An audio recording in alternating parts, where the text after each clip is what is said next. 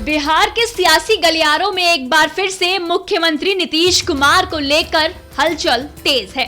दरअसल मंगलवार को मीडिया में ऐसी खबरें आई थी कि पार्टी के राष्ट्रीय अध्यक्ष ललन सिंह ने इस्तीफा दे दिया, लेकिन बाद में जेडीयू नेता और वित्त मंत्री विजय चौधरी ने इसका खंडन किया।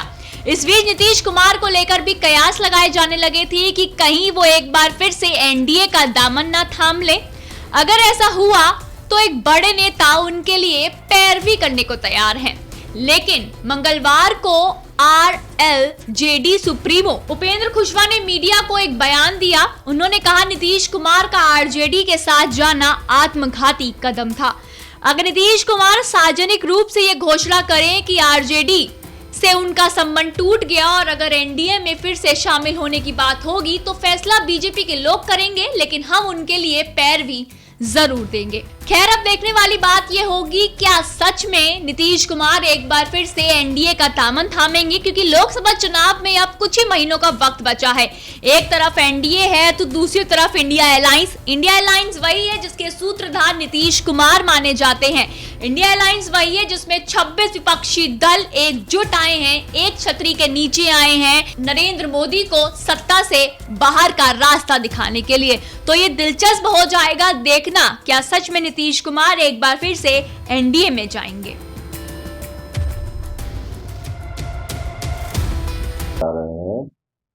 नीतीश कुमार जी का एनडीए से नाता तोड़ना, महागठबंधन के साथ जाना, उसके कुछ दिन के बाद ही खबर आने लगी थी कि कोई आपस में इन लोगों के साथ डील हुई है और उस डील के आधार पे तेजस्वी को देर सवेर बिहार की सत्ता सौंप देना और आरजेडी में जेडीयू को विलय कर देना।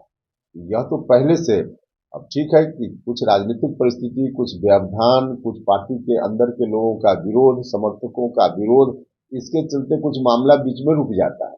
अदरवाइज डील तो पक्की है इन लोगों की और उसके आधार पर बाकी लोग इस डील को भले आगे पीछे करें, लेकिन लालू जी कहाँ मानने वाले हैं।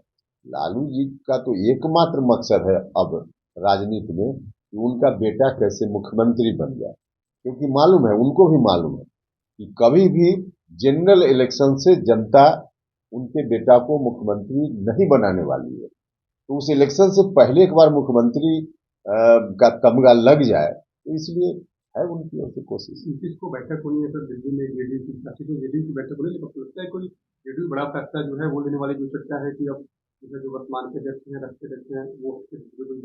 देखिए, यह तो जेडीयू के अंदर का मामला है, लेकिन हम तो शुरुआती दौर से बोल रहे हैं कि कुछ भी एक्शन जब से महागठबंधन से इन लोगों ने रिश्ता जोड़ा और नीतीश जी ने तेजस्वी के नाम की घोषणा की, तभी से जेडीयू धीरे धीरे अब डूबती जाने वाली पार्टी, तो उसी तरफ पार्टी काफी तेजी से बढ़ रही है। जो कुछ भी अब हो रहा है, राष्ट्रीय अध्यक्ष आएंगे जाएंगे, क्या होगा नहीं होगा, हम लोग तो बाहर से, आप लोग खबर देते हैं उसके माध्यम से चीजों को देखते हैं, सच क्या है हम लोगों को क्या पता।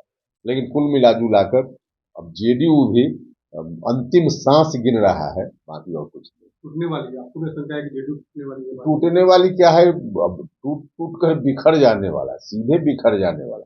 अब टूटने का कोई मतलब नहीं, अब तो बिखर जाने वाला है। मतलब ललन सिंह के छोड़ने के बाद नहीं, ललन सिंह छोड़ने के बाद की बात हम कैसे करें कि कौन छोड़ रहा है नहीं छोड़ रहा है, लेकिन कुल मिला जुला कर जेडीयू अब समाप्ति की ओर बहुत तेजी से बढ़ रहा है।